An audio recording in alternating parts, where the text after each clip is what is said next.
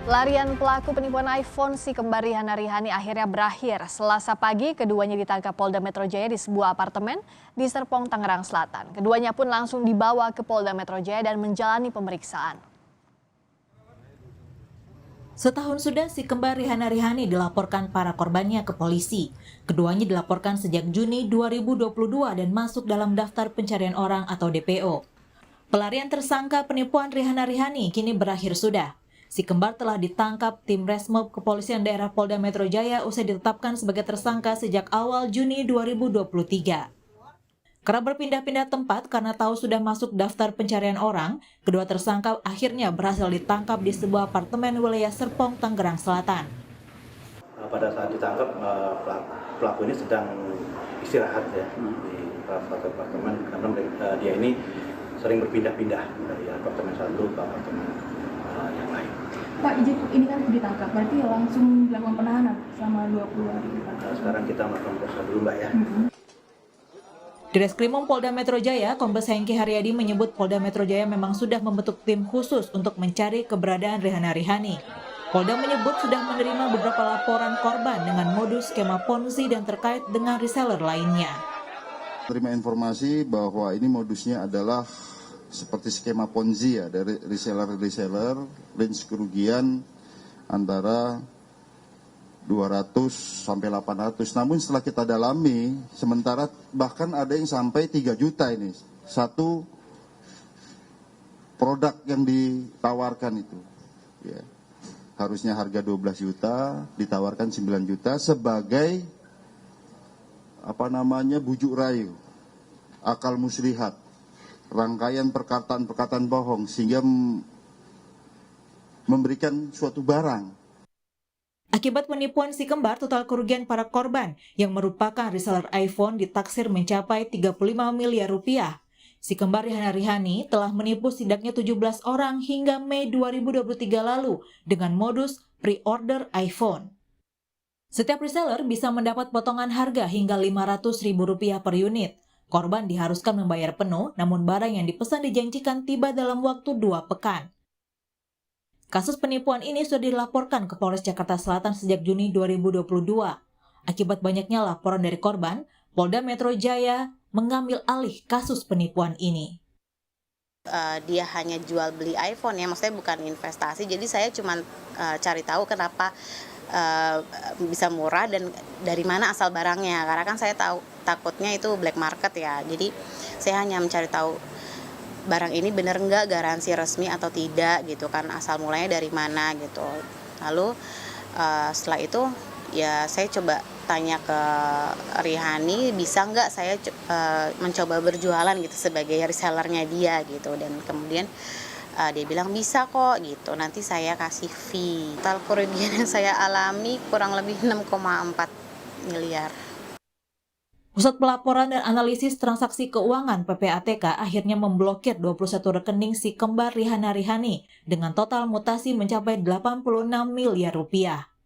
Humas PPATK Nasir Kongah menegaskan rekening yang diblokir mencapai 86 miliar rupiah sudah menjadi atensi dari penyidik. PPATK sudah memblokir beberapa rekening terkait si duo kembar ya, tersangka pelaku penipuan iPhone. Dan terus kita berkoordinasi dengan penyidik. Sampai saat ini PPATK sudah memblokir dari rekening yang ada itu senilai 86 miliar. Catatan kejahatan si kembar ternyata tak hanya soal penipuan pre-order iPhone. Rihanna dan Rihani juga dilaporkan atas kasus penggelapan mobil rental. Si kembar telah dilaporkan membawa kabur mobil rental selama 6 bulan terakhir. Kini, usai berhasil ditangkap, para korban pun berharap kasus ini segera dituntaskan. Berdasarkan Undang-Undang Nomor 7 Tahun 2014 tentang perdagangan, sanksi pidana untuk kasus penipuan yang terjadi akibat transaksi online bisa mencapai 12 tahun penjara. Tim Liputan Kompas TV. Bagaimana kriminolog melihat kasus penipuan pre-order iPhone ini hingga korban merugi puluhan miliar rupiah? Kita bahas bersama kriminolog UI Adrianus Meliala. Selamat malam Pak Adrianus. Selamat malam Mbak. Kalau kita lihat dari awal kasus ini ada begitu, butuh waktu kurang lebih setahun akhirnya polisi bisa menetapkan tersangka sampai akhirnya menangkap Rihanna Rihani dari laporan-laporan para korban. Ini apa yang jadi sebab kalau Anda lihat? Kelihatannya tidak banyak yang mengadu ya, Hmm. hanya satu ya, siapa namanya, Diki kalau saya tidak salah. Juga kemudian lalu Diki kemudian malah ditetapkan sebagai tersangka. Iya.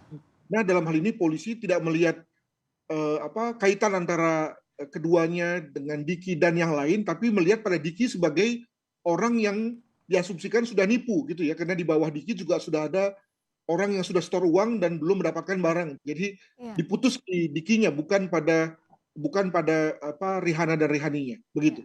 Nah, kalau dari modusnya sejauh ini apakah bisa dikatakan mereka ini penipu dan seperti apa? Akhirnya korban ini kan bahkan tadi yang ada di wawancara begitu merugi sampai 6 miliar lebih. Begitu saja percaya. Tentu saja ada dua cara pandang melihatnya dari segi pengamat ya. Pertama, ada kemungkinan mereka keduanya menipu. Tapi bayangkan kalau memang yang bersangkutan mau menipu, maka dengan uang 35 miliar di kantong, maka kalau saya jadi dia, saya langsung lari, putus hubungan, putus semua, ganti nomor handphone dan seterusnya, sehingga saya bisa menikmati uang itu dan lari keluar Indonesia misalnya. Ya. Ya, ternyata bahwa kemudian diketemukan di daerah Serpong itu mengindikasikan bahwa ini bukan lari, ini ngumpet ini, ya keduanya. Ya. Apa bedanya gimana itu, Pak Adrianus, kalau melihat? Maka yang mungkin adalah sebetulnya bukan nipu, tetapi yang bersangkutan itu kebanyakan order, ya kebanyakan dapat pesanan, Ya. tapi kemudian dia tidak mendapatkan pasokan dari pihak yang dianggapnya atau yang dijanjikannya sebagai agen tunggalnya, ya. Jadi dia misalnya dapat 1.000 pesanan, sudah masuk pula uangnya, tapi kemudian tidak dapat barang. Nah, maka kemudian mereka mungkin bingung bagaimana mencari barang itu. Nah, tidak buru-buru mengembalikan uangnya. Mungkin karena kalau dikembalikan uangnya tidak lagi dipercaya, tidak lagi dianggap bonafit, maka kemudian dia tahan dulu, dia cari barang, tapi kemudian lalu dianggap menipu. Mungkin begitu. Dan ada pengakuan beberapa korban begitu beli beberapa barang dalam jumlah kecil lancar begitu ditawari reseller akhirnya mau tahu-taunya seperti ini. Nah, kalau korban merupakan reseller gitu statusnya, sementara dia juga sudah menjanjikan ke pembeli lainnya, mereka bisa dikategorikan juga sama pelaku atau tidak? Padahal kan posisinya korban begitu, tapi ada orang lain juga yang dirugikan karena ini. Makanya saya setuju dengan perkataan siapa itu yang mengatakan bahwa seyogianya polisi melihat ini sebagai keseluruhan, bukan dari parsial demi parsial yang lalu ujung-ujungnya menjadikan korban sebagai pelaku. Sebagaimana tadi misalnya pada Mbak yang diwawancara ini, tentu kalau itu dilihat sebagai parsial maka dia adalah pelaku kan. Dia sudah mengumpulkan uang dari 1.000 orang begitu, tapi kemudian barangnya nggak ada.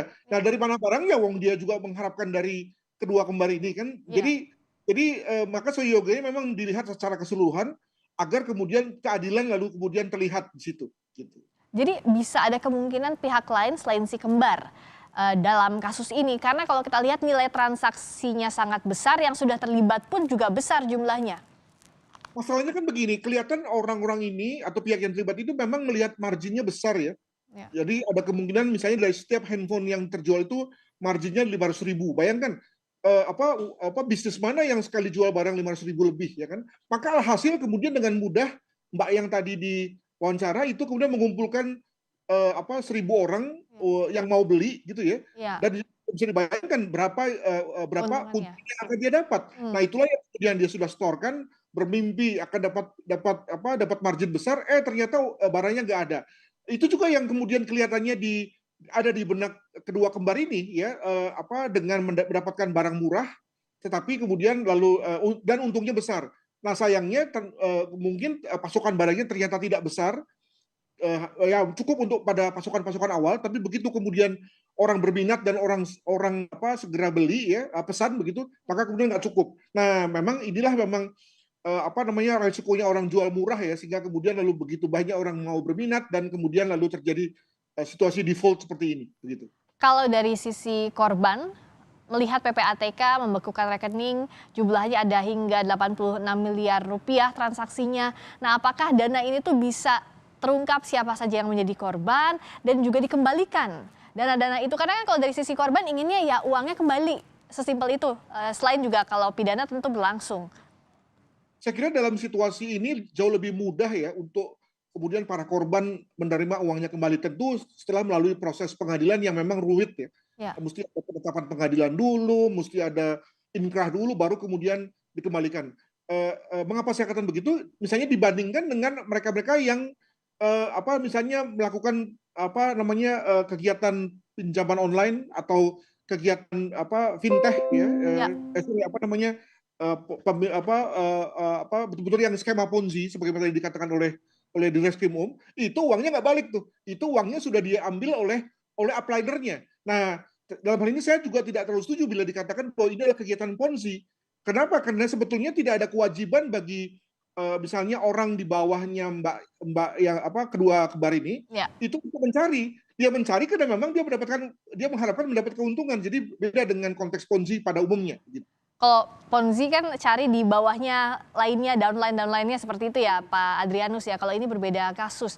Tapi kalau yang Pak Adrianus lihat sebenarnya apakah mereka ini bisa dikatakan amatir atau seperti apa? Karena tapi kan sulit juga ditangkapnya begitu. Tapi dari sisinya korban kok lama sekali begitu. Kenapa tidak bisa dikembalikan, tidak bisa ditrace sejak awal gitu. Apa yang jadi kendala sebenarnya dalam kasus ini kalau Pak Adrianus lihat?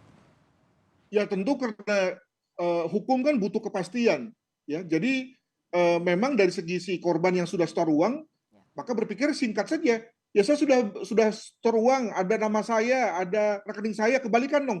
Dari segi hukum kan nggak bisa begitu. Hukum harus pasti betul dan untuk mendapatkan kepastian itu harus melalui proses peradilan yang berliku sebetulnya. Jadi ada beda antara harapan dan kenyataan ya dalam hal ini. Itu yang pertama. Yang kedua, inilah memang repotnya kalau yang berjanji untuk menjual barang itu adalah mereka yang juga berada dalam situasi secondary atau intermediary. Lainnya kalau misalnya Rihani ini adalah si pemegang merek itu sendiri, atau dengan kata lain dia adalah importirnya, sehingga dia tahu berapa uangnya, berapa barang yang dia punya, misalnya 5.000 gitu ya. Maka 5.000 itulah yang dia jual. Nah sebenarnya kan pada konteks ini kan si Rihani ini juga dapat dari orang lain nih, sehingga dia tidak tahu berapa sebetulnya pasokan yang ada. Di bawahnya itu sudah ada orang yang begitu antusias ya, sehingga lalu kemudian nggak tercukupi lagi. Nah dilalah uang sudah masuk dan dia sendiri pun juga tidak buru-buru mengembalikan uangnya. Nah di sini lalu kemudian ada soal di mana dicurigai bahwa dia memang ingin menggelapkan uang itu, dia mau putar gitu ya untuk kemudian bisa mengembalikan dengan cara gali lubang tutup lubang begitu. Nah, tapi yang jelas harus dilihat secara komprehensif dan diselesaikan tuntas begitu ya Pak Adrianus ya. Karena banyak sekali pihak yang terlibat, ini jadi PR dari polisi. Terima kasih Pak Adrianus, kriminolog UI Adrianus Meliala telah bergabung di Sapa Indonesia Malam. Selamat malam.